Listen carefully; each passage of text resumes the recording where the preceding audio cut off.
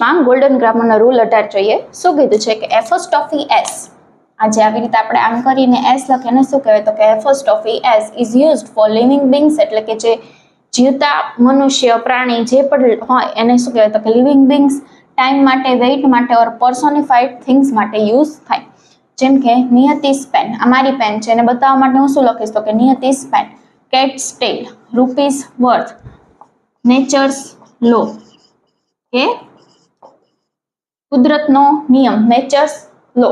Okay, આવા બધા શબ્દો સાથે એપોસ્ટ્રોફી એસ છે યુઝ થાય. એક્ઝામ્પલ ઉપરથી જોઈએ કે the poem was about the beauty of nature and the law of nature that governs all living things. The law of નેચરની બદલે આપણે શું લખશું તો કે નેચર્સ લો લખશું આપણે.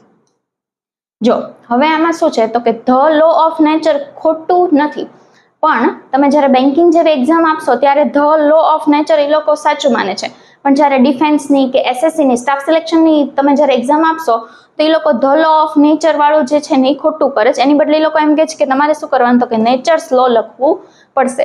એટલે કે બે સાચું બે છે, પણ વધારે સાચું છે ને નેચર્સ લો છે, ઓછું પ્રિફરમાં ધ લો ઓફ નેચર તમે લખી શકો.